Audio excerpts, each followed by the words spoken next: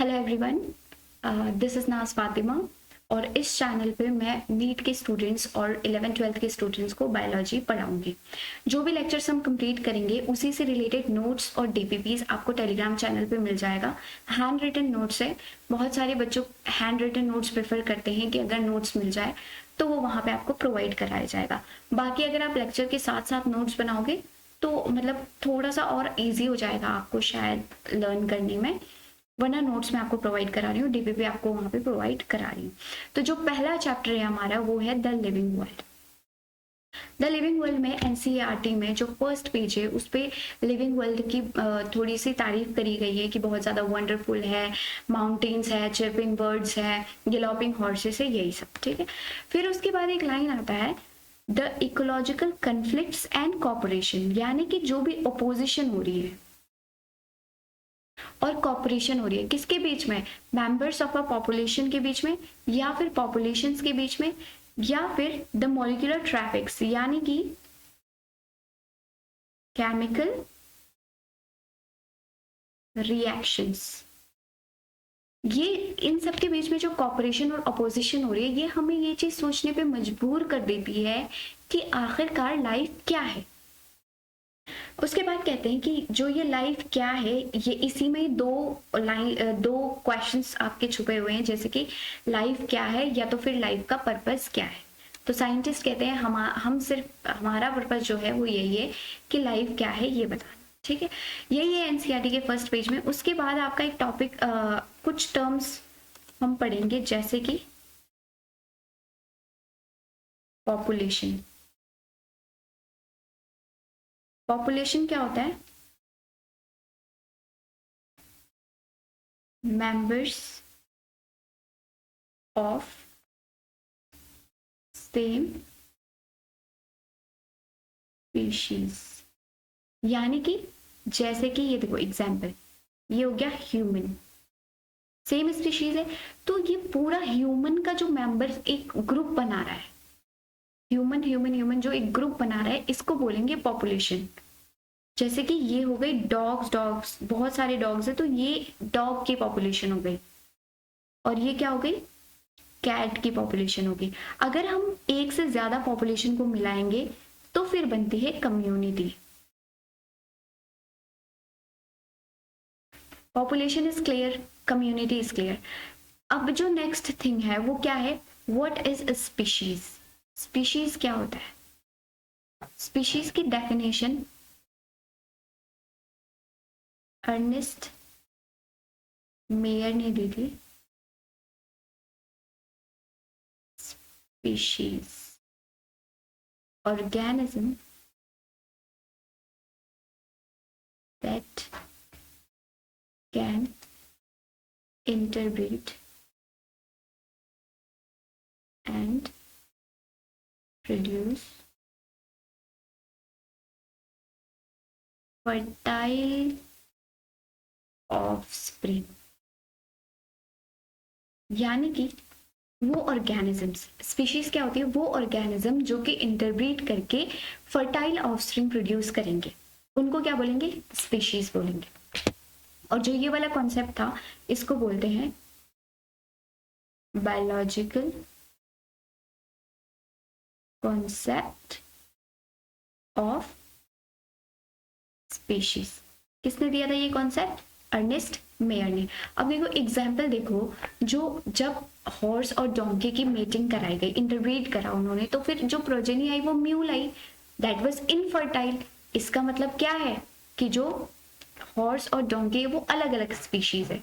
तो स्पीशीज आपको क्लियर हो गया, ऑर्गेनिज्म जो इंटरब्रीड करके फर्टाइल प्रोजेनी प्रोड्यूस करेंगे उसको बोलेंगे हम species. Okay, Ernest Mayr biological concept of species. अब जो पुरानी एनसीईआरटी थी उसमें थी व्हाट इज लिविंग करके एक टॉपिक था जो कि अब वाली एनसीईआरटी में नहीं है। तो व्हाट इज लिविंग, अब लिविंग को डिफाइन करने के लिए या लिविंग को बताने के लिए दो फीचर्स हमने बताए हैं, एक कैरेक्टरिस्टिक फीचर, एक डिफाइनिंग फीचर, जो लिविंग बीइंग शो करती है। कैरेक्टरिस्टिक फीचर्स जो होती है उनमें कुछ ना कुछ एक्सेप्शन होगा। फॉर एग्जाम्पल ग्रोथ, ग्रोथ का मतलब क्या होता है? इंक्रीज इन नंबर या फिर size, and all living grow करते है ना, ग्रो करती है सारी लिविंग बींग्स। अब देखो, अगर ये एक ईंट है, इसके ऊपर ये देखो, ये वाला ईंट रख दिया, ये वाला ईंट रख दिया, ये वाला ईंट रख दिया, ये वाला ईंट, क्या ये ग्रो कर रही है? ये तो नंबर में भी इंक्रीज कर रही है और साइज में भी इंक्रीज कर रही है, तो इसका मतलब नॉन लिविंग थिंग्स भी ग्रोथ कर रहा है। तो ग्रोथ क्या हो गया? एक कैरेक्टरिस्टिक फीचर हो गया। व्हाई? क्योंकि एक्सेप्शन आ गया कि लिविंग बीइंग भी ग्रो कर रहा है और नॉन लिविंग थिंग्स भी ग्रो कर रहे हैं, तो there is an exception. It is not a defining feature, it is a characteristic feature. Is it clear? एक ग्रोथ होता है एक्सट्रिंसिक, एक ग्रोथ होता है इंट्रिंसिक। तो जो एक्सट्रिंसिक ग्रोथ होता है, जो बाहर से ग्रोथ होगा, वो आपका कैरेक्टरिस्टिक फीचर होगा, लेकिन जो इनर ग्रोथ होगी, like in living beings, intrinsic growth, वो डिफाइनिंग फीचर होगा। Is this clear? अब जो नेक्स्ट है वो है reproduction.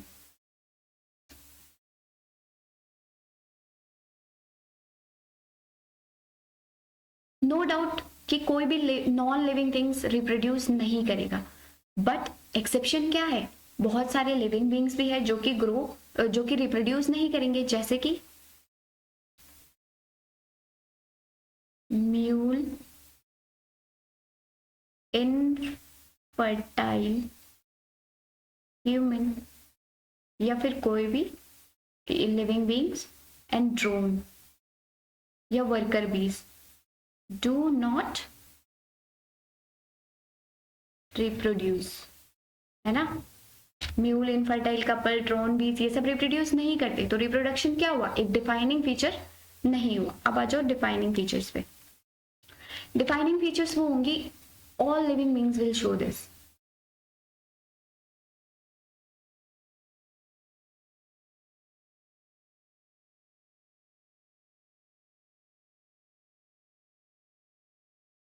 This feature without any exception. For example, metabolism. Metabolism जो है वो सारे के सारे लिविंग बीइंग्स शो करेंगे। मेटाबॉलिज्म क्या होता है? Sum total of chemical reactions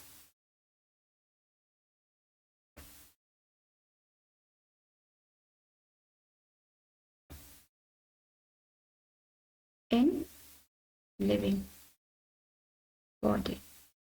जितने भी केमिकल रिएक्शंस हमारी बॉडी में हो रहा है, उन सबको मिला के एक टर्म दे दिया गया मेटाबॉलिज्म। तो जो मेटाबॉलिज्म होगा वो सारे लिविंग बीइंग्स शो करेंगे, नॉन लिविंग बीइंग्स कभी भी मेटाबॉलिज्म शो नहीं करेंगे। Second thing, cellularity. All livings are made up of cell.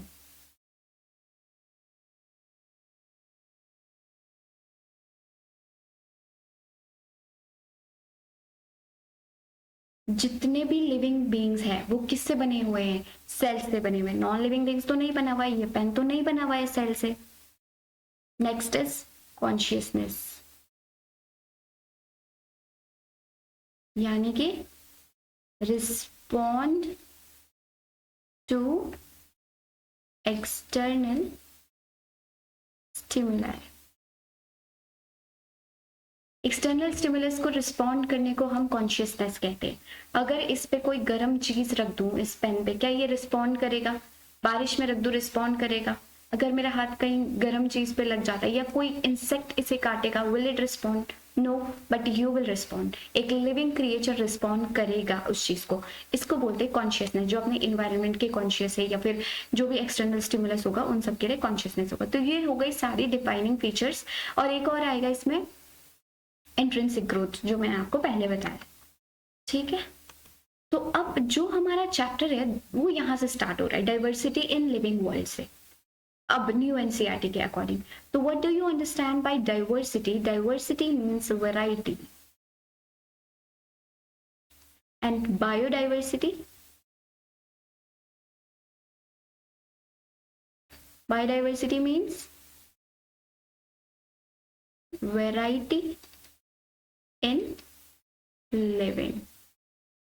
ठीक है, बायोडाइवर्सिटी मतलब वैरायटी इन लिविंग। अब देखो, हमने जितने भी स्पीशीज डिस्कवर करे हैं टिल नाउ, वो हो गई हमारी बायोडाइवर्सिटी, वो हो गई हमारी वैरायटी, ऑर्गेनिजम्स की वैरायटी, बायोडाइवर्सिटी। तो कितना डिस्कवर करा है हमने अभी तक? 1.7 से 1.8 मिलियन स्पीशीज हम अभी तक डिस्कवर कर चुके हैं। Is this clear? अब उसके बाद एनसीईआरटी क्या कहती है, जैसे जैसे एरिया इंक्रीज करेंगे वैसे वैसे बायोडाइवर्सिटी भी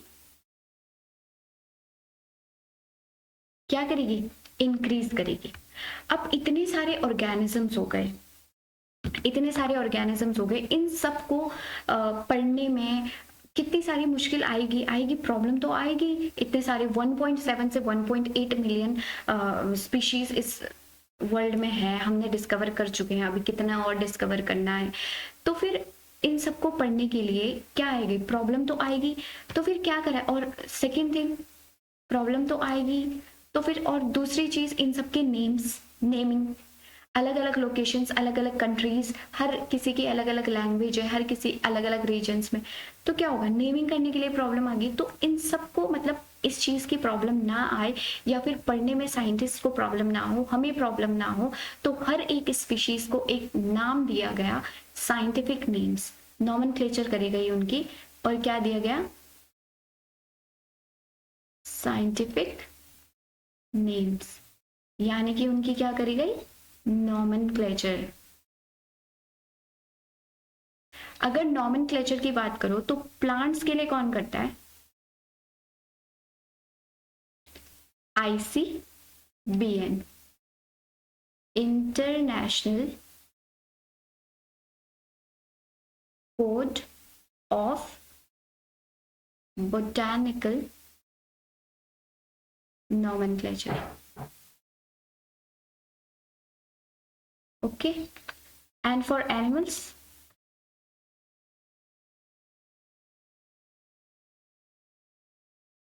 एनिमल्स के लिए ICZN, इंटरनेशनल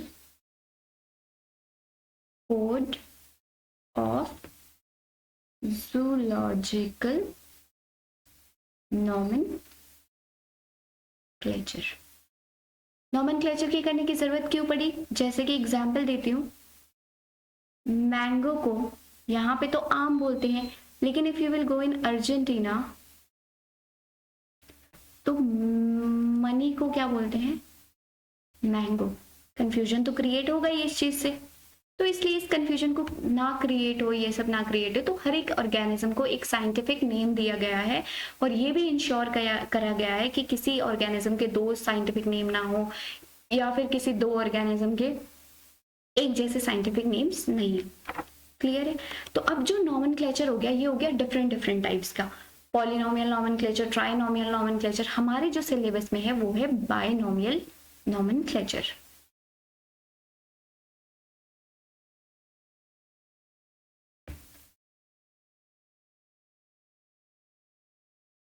बाइनोमियल नॉमेनक्लेचर किसने दिया था?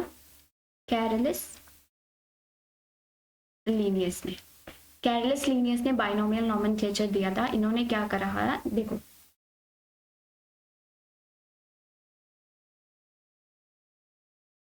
यानी कि इन्होंने बोला बाइनोमियल मतलब एक साइंटिफिक नेम विथ 2 वर्ड्स। कितने वर्ड्स का? 2 वर्ड्स। तो पहला जो वर्ड होगा वो तो जीनस, और दूसरा जो वर्ड होगा वो बताएगा स्पेसिफिक एपिथेट। यानी कि पहला नाम जेनेरिक नेम बताएगा, जीनस का नाम बताएगा, और दूसरा स्पीशीज बताएगा। क्लियर है ये चीज? अब इसके रूल्स देखो, बायोलॉजिकल नॉमेनक्लेचर के रूल्स देखो क्या क्या है। Biological names are generally in Latin. Latin में लिखा जाता है। Why? Because Latin is a dead language, no change. जैसे हमारी लैंग्वेजेस में बहुत सारी चेंजेस अभी भी होती रहती हैं, तो लैटिन लैंग्वेज में कोई भी चेंज नहीं होएगा। It is a dead language, इसलिए लैटिन से लिया गया और इटैलिक्स में लिखा जाता है। दे आर लैटिनाइज्ड और derived from Latin irrespective of their origin. ठीक है, इनके इररिस्पेक्टिव ऑफ ओरिजिन से ये बस लैटिन में लिखा जाएगा और डिराइव लैटिन से किया जाएगा। जो फर्स्ट वर्ड है बायोलॉजिकल नेम का, वो क्या करता है? जीनस को रिप्रेजेंट करता है, और दूसरा कंपोनेंट स्पेसिफिक एपिथेट को रिप्रेजेंट करता है। Both words in a biological name, जब हम इनको लिखेंगे तो सेपरेटली लिखेंगे और अंडरलाइन करेंगे, और अगर इटैलिक्स और अगर प्रिंट करेंगे तो इटैलिक्स में प्रिंट करेंगे। क्या इंडिकेट करने के लिए? इनका लैटिन ओरिजिन इंडिकेट करने के लिए। जो ये मैग्निफेरा इंडिका लिखा हुआ है ये वाला, ये इटैलिक्स में प्रिंटेड है। The first word denoting genus, और जो फर्स्ट वर्ड है ये देखो मैग्निफेरा इंडिका, जो आपका फर्स्ट वर्ड है, जीनस का जो फर्स्ट वर्ड है वो कैपिटल लेटर से स्टार्ट होगा, और स्पीशीज का जो फर्स्ट वर्ड है वो स्मॉल लेटर से स्टार्ट होगा। Rules are clear? गुड।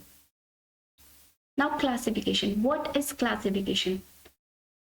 अब इतने सारे ऑर्गेनिजम्स हमारे वर्ल्ड में हमने डिस्कवर कर दिए हैं, उन ऑर्गेनिजम्स को पढ़ना है। अब उस चीज को पढ़ने के लिए आप डायरेक्ट नॉमेनक्लेचर तो नहीं करोगे ना, डायरेक्ट नेम कर दोगे कोई ऑर्गेनिज्म मिलेगा, तो आप पहले उसकी क्लासिफिकेशन करोगे, उसकी ग्रुपिंग करोगे।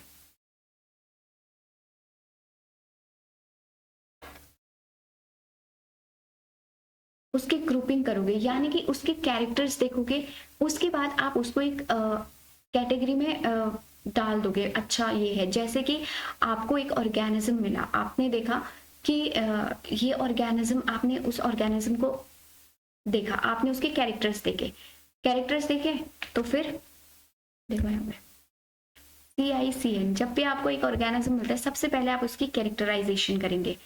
जैसे कि आपको वो ऑर्गेनिज्म मिला, आपने उस ऑर्गेनिज्म को देखा, आपने देखा अच्छा इसके बॉडी पर तो हेयर्स है, अच्छा इसकी तो एक्सटर्नल ईयर्स है, अच्छा मेमोरी ग्लैंड भी है, तो आपने क्या करा? उसका कैरेक्टराइजेशन करा।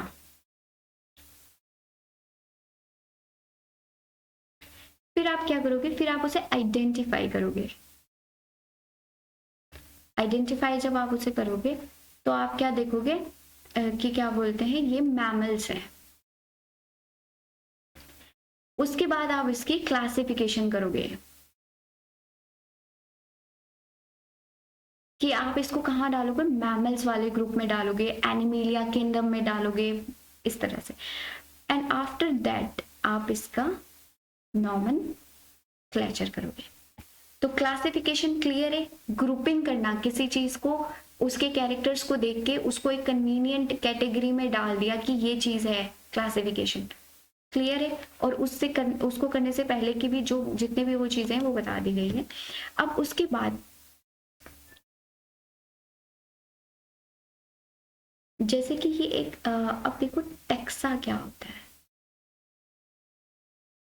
अब देखो टेक्सा क्या होता है। टेक्सा माने टेक्सा जितनी भी कैटेगरीज हो गई, जैसे मैंने आपको अभी बताया कि एक ऑर्गेनिज्म है, उसकी कैटेगरी बताई मैंने आपको कि ये मैमल है या फिर ये है। जैसे कि प्लांट हो गया, डॉग हो गया, एनिमल हो गया, ये सब क्या रिप्रेजेंट कर रहे हैं? ये सब एक कैटेगरी को रिप्रेजेंट कर रहे हैं, मतलब कि टर्म दिया गया है इन सबको, एक टेक्सा को रिप्रेजेंट कर रहे हैं ये चीजें। फॉर एग्जाम्पल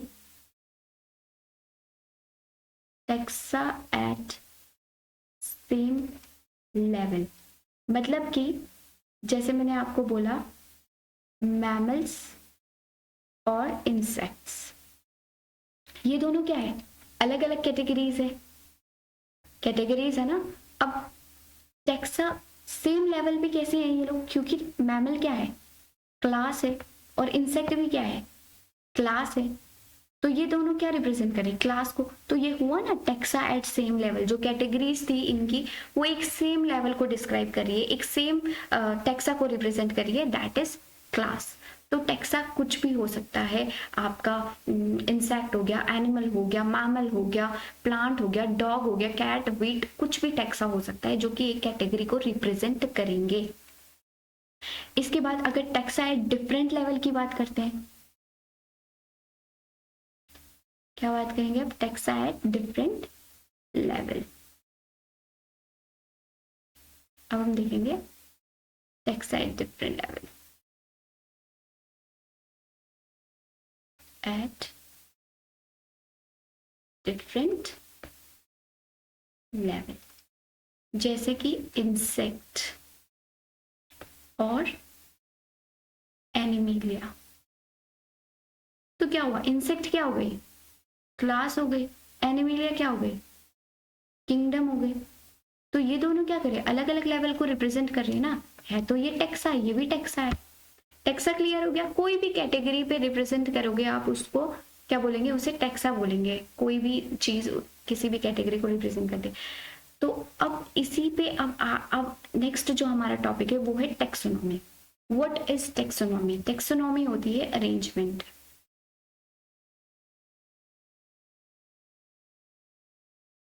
यानी कि जो ये कैटेगरीज थी, जो ये टैक्सास थी, इनको किस तरह से हम अरेंज करेंगे। टेक्सोनॉमी का जो बेसिस है वो मतलब हम टेक्सोनॉमी करते हुए क्या क्या चीजें देखते हैं, हम देखते हैं external and internal structures, cell development,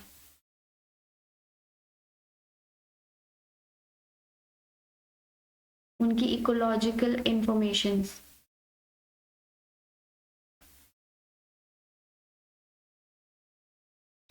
ये सब चीजें हम एक टेक्सोनॉमी करते हुए एक ऑर्गेनिज्म की हम इन चीजों को देखेंगे। और किस बेसिस पे हम टेक्सोनॉमी करेंगे, यही CICN के बेस पे। यानी पहले उसका कैरेक्टराइजेशन करेंगे, फिर उसको आइडेंटिफाई करेंगे, फिर उसे क्लासिफाई करेंगे, उसके बाद हम उसको नेमिंग देंगे। क्लियर है ये चीज? Taxonomy is clear. और जो टर्म टेक्सोनॉमी है, जो टर्म है वो किसने दिया था? APD Candolle. किसने दिया था? APD कैंडोल ने टेक्सोनॉमी टर्म हमें दिया था। क्लियर है ये चीज क्लियर है? टेक्सोनॉमी क्लियर हो गई। नेक्स्ट देखो, सिस्टमैटिक्स क्या होता है? सिस्टमैटिक्स जो है ये आपको, ये भी कैरलिस लिनियस ने दिया था। क्लियर है? अपनी एक बुक में सिस्टमा नेचरी में। अब द वर्ड जो सिस्टमैटिक है वो डिराइव्ड करा गया है, लैटिन वर्ड है सिस्टमा से, जिसका मीनिंग है systematic arrangement of organism. Now what is systematics?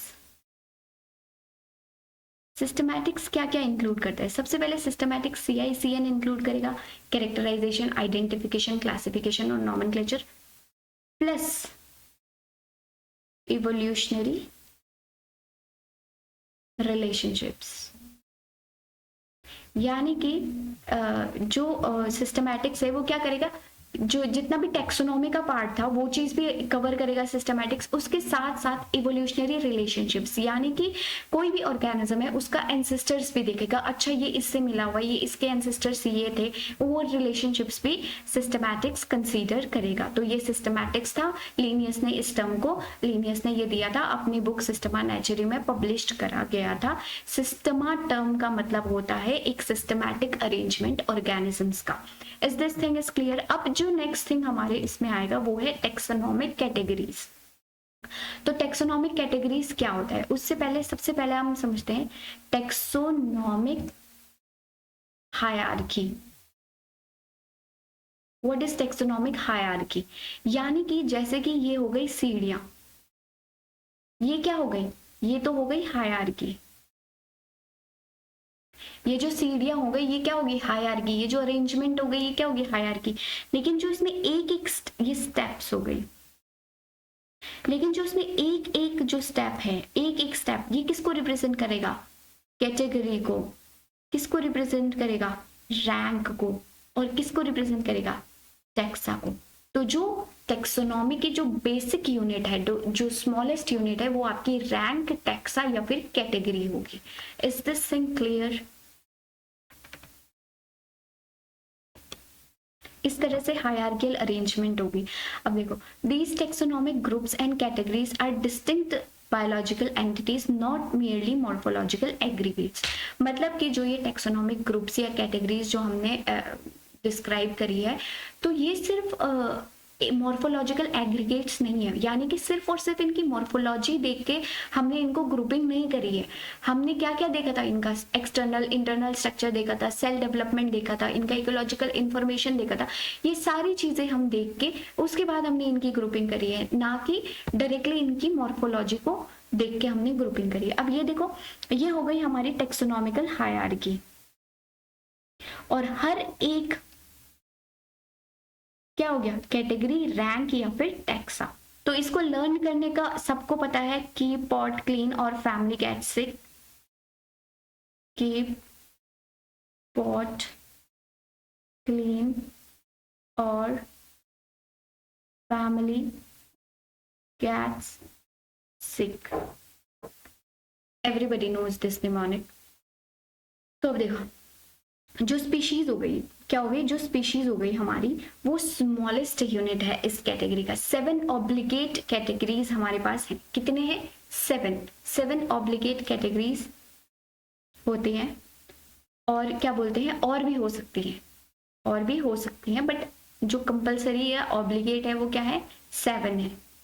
जैसे जैसे हम इसमें, ये देखो, ये है आपका असेंडिंग ऑर्डर में, जैसे जैसे हम इसमें ऊपर जाते जाएंगे तो जो कॉमन कैरेक्टर्स है वो क्या होंगे, डिक्रीज होती जाएंगी। जैसे जैसे इस हायरार्की में ऊपर जाते जाएंगे, यानी 2 स्पीशीज की कैरेक्टरिस्टिक्स, कॉमन कैरेक्टरिस्टिक्स ज्यादा होंगी, फिर जीनस में और कम होती जाएंगी, फैमिली में और कम, ऑर्डर में और कम, क्लास में और कम, डिविजन या फाइलम में और कम, और किंगडम में और कम।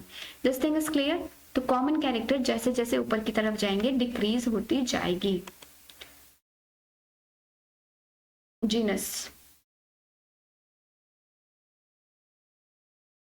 स्पीशीज क्या होता है, देखो, what is a species? Taxonomic studies considered a group of individual organism with fundamental similarities as a species. तो टेक्सोनॉमिक स्टडीज क्या बोलती हैं, जो स्पीशीज मतलब कि जिनकी सिमिलैरिटीज हो गई, जो फंडामेंटली सिमिलर होंगे, उसको क्या कहेंगे, स्पीशीज। और अर्नेस्ट मेयर ने क्या कहा था, वो ऑर्गेनिज्म जो इंटरब्रीड करके फर्टाइल ऑफस्प्रिंग प्रोड्यूस करेंगे वो स्पीशीज होगा। और टेक्सोनॉमिक स्टडीज के अकॉर्डिंग जिनकी मतलब जिनमें फंडामेंटल सिमिलैरिटीज होंगी वो स्पीशीज होंगी। एक स्पीशीज को डिस्टिंग्विश कैसे कर सकता है, उनके मॉर्फोलॉजिकल डिफरेंसेस के बेसिस पे। Also each genus may have one or may have more than one specific epithet, यानी कि एक जीनस है, जैसे कि सोलोनम का जीनस है, ये वाला सोलोनम है, इसके एक से ज्यादा स्पीशीज भी हो सकते हैं, जैसे कि ट्यूबरोसम हो गया, नाइग्रम हो गया और मेलोजिना हो गया। एक से ज्यादा भी हो सकते हैं, पैंथरा के भी देखो, लियो हो गया, टिग्रिस हो गया, पार्डस हो गया। जरूरी नहीं है कि एक से ज्यादा हो, मतलब हो सकते हैं, मे भी यूज करा गया है यहाँ पे। अब होमोसेपियंस हो गया, इसका अभी तक एक स्पीशीज पता है, आगे हमें क्या पता और हो है या नहीं है, तो मे बी 1 और मे बी मोर, ये बताया गया आपको स्पीशीज के बारे में। नेक्स्ट आ जाओ जीनस पे। जीनस क्या होती है, genus comprises related species. Genus, अब जैसे सोलोनम है, इसमें 2 रिलेटेड स्पीशीज हो गई, एक नाइग्रम हो गई, एक ट्यूबरोसम हो गई, मेलोजिना भी हो गई, पैंथरा हो गई, लियो, टिग्रिस और पार्डस हो गई। अब यहाँ पे एक लाइन है, genus comprises group of related species which has more common character in comparison to species of other genera. इसका मतलब क्या है कि जो लियो और टिग्रिस है, जो कि एक जीनस के हैं, पैंथरा के, इन दोनों की जो सिमिलैरिटीज है वो ज्यादा होंगी, इनकी जो कॉमन कैरेक्टर्स है वो ज्यादा होंगी। अगर कोई, जैसे फैलिस एक जीनस है, तो फैलिस का जो स्पीशीज होगा, डक्टस कह दो, कैट वाला, तो इन दोनों की सिमिलैरिटीज अलग अलग होंगी, टिग्रिस और इसकी, फैलिस वाली स्पीशीज की, डक्टस की।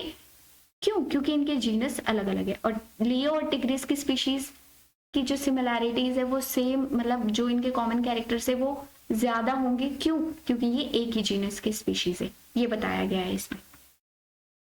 नेक्स्ट होगी फैमिली। अगेन जैसे जैसे आप हायरार्की में ऊपर जाते जाओगे, कॉमन कैरेक्टर्स डिक्रीज होते जाएंगे। Family has a group of related genera, still less number of similarities as compared to genus and species. Families are characterized on the basis of both vegetative and reproductive feature. यानी कि सोलोनम, petunia और धतूरा अगर सोलोनेसी family में रखा गया है तो जो इनकी वेजिटेटिव और रिप्रोडक्टिव फीचर्स है वो सिमिलर होंगे। किस बेसिस पे एक फैमिली में रखा गया है प्लांट स्पीशीज को? उनके वेजिटेटिव और उनके रिप्रोडक्टिव फीचर्स को देखते हुए। और अगर फैलिडी एनिमल की होगी, फैलिडी जो फैमिली है इसमें पैंथरा और फैलिस, आपके 2 जीनस आ गए। Family clear? Order, order being higher category, again जो सिमिलैरिटी है कैरेक्टर्स में वो कम होती जाएंगी। ये देखो पॉलीमोनियल्स एक ऑर्डर होगी, इसमें दो फैमिली आ गई, कॉन्वोलेसी और सोलोनेसी। जो फैमिली जो ऑर्डर है वो किस कैरेक्टर पे बेस्ड है, वो है फ्लोरल कैरेक्टर पर बेस्ड। जैसे फैमिली किस पे थी, फैमिली किस पे थी, रिप्रोडक्टिव और वेजिटेटिव फीचर पे, तो ऑर्डर किस पे है, फ्लोरल कैरेक्टर्स पे। ये होगी कार्निवोरा ऑर्डर, इसमें आ गई फैलिडी और कैनिडी, डॉग वाली फैमिली आ गई। नेक्स्ट आ गई आपकी class. Class again included related orders होंगी। मैमेलिया हो गई क्लास, इसमें आ गया आपकी प्राइमेटा ऑर्डर और कार्निवोरा ऑर्डर। प्राइमेटा में मंकी, गोरिल्ला, गिबन आएगी, कार्निवोरा में डॉग, टाइगर, कैट्स आएंगी। ये हो गई आपकी क्लास। फिर आ गई फाइलम कॉर्डेटा। जो फाइलम कॉर्डेटा है इसमें कौन कौन सी क्लास आएगी, fishes, amphibians, रेप्टाइला, birds and mammals. और ये सारी जो कॉर्डेटा में क्यों डाला गया इन सब क्लासेस को, किस पे बेस्ड है, क्या कॉमन कैरेक्टर्स है इनके अंदर, प्रेजेंस ऑफ नोटोकॉर्ड, सबके अंदर क्या प्रेजेंट होगा, नोटोकॉर्ड होगा, और डोर्सल हॉलो न्यूरल सिस्टम होगा। प्लांट को डिविजन, प्लांट के मतलब प्लांट का जो फाइलम होगा उसको हम डिविजन कहेंगे। क्लियर है, कॉर्डेटा में क्यों रखी गई है फिशेस, एम्फीबियंस, रेप्टाइला, बर्ड्स को, एक तो इनके पास डोर्सल हॉलो नर्व कॉर्ड है, सेकेंड थिंग इनके पास नोटोकॉर्ड प्रेजेंट है, इसलिए इनको फाइलम कॉर्डेटा में डाला गया। इसके बाद आपका आएगा kingdom, Plantae, Animalia, fungi, Monera और प्रोटिस्टा। ये हो गई हमारी 5 किंगडम्स। अब देखो किस किस के सफिक्स में क्या क्या आएगा। अगर डिवीजन होगा तो उसके सफिक्स में फाइटा आएगा, क्लास होगा तो ऑप्सिडा, फाइसी या एई आएगा, ऑर्डर होगा तो एल्स आएगा जैसे पॉलीमोनियल्स, फैमिली आए तो एसी आगे जैसे सोलोनेसी, इस तरह से। Is it clear? इसके बाद हमें क्या बताया गया, ये देखो एनसीईआरटी में हमारे पास ये वाली टेबल है जिनका देखो कॉमन है। मैन का देखो बायोलॉजिकल नेम क्या है, होमो सेपियंस, जिसमें होमो क्या है, जीनस, और सेपियंस क्या है, स्पीशीज है। Family Hominidae, order Primata, class Mammalia, phylum Chordata. Clear है? मैन का, हाउस फ्लाई का मस्का डोमेस्टिका इसका बायोलॉजिकल या साइंटिफिक नेम है। मस्का क्या हो गई, जीनस, और डोमेस्टिका क्या हो गई, स्पीशीज। फैमिली क्या होगी, मस्किडी, ऑर्डर क्या होगी, डिप्थेरा, क्लास क्या होगी, इंसेक्टा, और फाइलम क्या होगी, Arthropoda. Now come to mango, Mangifera indica, कब से पढ़ते आ रहे हैं। जीनस क्या हो गया, मैग्निफेरा, स्पीशीज क्या होगी, इंडिका, फैमिली क्या होगी, एनाकार्डिएसी, फैमिली क्या है, एनाकार्डिएसी। मैंगो की फैमिली एनाकार्डिएसी, मैंगो की family Anacardiaceae. Order Sapindales, class डाइकोटिलिडी, और डिवीजन क्या होगी, एंजियोस्पर्म। मैंगो की family Anacardiaceae, order Sapindales, class डाइकोटिलिडी। उसके बाद आ गई वीट, वीट आ गई Triticum aestivum, Triticum genus, aestivum species. Family Poaceae, wheat की फैमिली पोएसी, पोएसी फैमिली किसकी है, वीट, वीट की फैमिली क्या है, पोएसी। ऑर्डर क्या है, पोएल्स, ऑर्डर क्या है, पोएल्स। क्लास क्या है, मोनोकॉटिलेटिनी, और फाइलम क्या है या डिवीजन क्या है, एंजियोस्पर्म। क्लियर है? मैंगो की family Anacardiaceae, order Sapindales, class dicot. Wheat की फैमिली क्या है, वीट की फैमिली क्या है, पोएसी, ऑर्डर क्या है, पोएल्स, और क्लास क्या है, मोनोकॉट। क्लियर है? चैप्टर क्लियर हो गया है। अब इसके जो नोट्स है वो टेलीग्राम चैनल पे है, हैंड रिटन नोट्स है, डीपीपीज वहीं मिलेगा। चैप्टर करने के बाद डीपीपीज जाके डीपीपी क्लियर, डीपीपी मतलब वहां जाके क्वेश्चंस को सॉल्व करो, हैंड रिटन नोट्स है वो पढ़ो, एनसीईआरटी को रीड करते रहो। हर एक लाइन जो है एनसीईआरटी में जो मुझे लगा कि डिफिकल्ट है या मतलब हम पढ़ना चाहिए वो मैंने स्लाइड्स में डाल दी है। बाकी आप वहां जाके पढ़ लो और क्वेश्चन करो। एनसीईआरटी पढ़ते रहना, कंसिस्टेंट रहना, कंसिस्टेंसी बहुत ज्यादा इंपॉर्टेंट है इस एग्जाम में। ठीक है, थैंक यू।